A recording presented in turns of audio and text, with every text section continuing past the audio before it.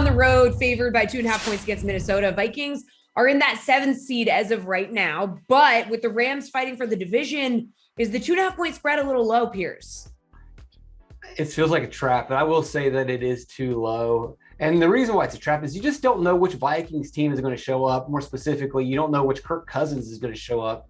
The bad Kirk Cousins showed up against the Bears, but then a couple weeks ago against the Green Bay, you like that guy, and he exploded against Green Bay. So do we get good Kirk Cousins? If we do, then it's too high. But I'm going to lean towards an average to bad Kirk Cousins playing. And even if you set that aside, the Rams look good. We know that the Rams had some issues for a couple weeks with their offensive line, and Matthew Stafford was making some mistakes. They seem to have fixed that. They did struggle the other night during the first half, couldn't convert on 3rd and long. Well, the best way to deal with 3rd and long is be better on 1st and 2nd down. And they were in the second half. They scored 17 points in the second half as opposed to 3 in the first half. The Rams are just fine. Not a lot of question marks there. So I'll trust the Rams and that this line is too low. Matt, are you trusting the Rams in this spot?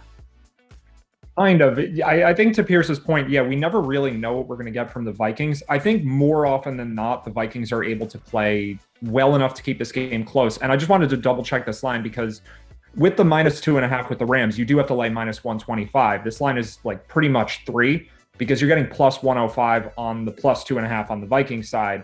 So with those numbers, like 2.5 seemed like the right line to me, but with plus money on it from the Vikings, like that's probably where I'm leaning. I do think the Vikings are an average-ish, maybe slightly above average team. They're just wildly inconsistent, like Pearce said. So my gut feeling here is to take the points. The Rams are on a short week too. We mentioned it with the Eagles, but the Rams also they played the Tuesday game, so they don't have a lot of time to prepare for this either. They're going into Minnesota. I think it sets up well for the Vikings to cover. I don't know if they win, but I think this line might actually be a little too high.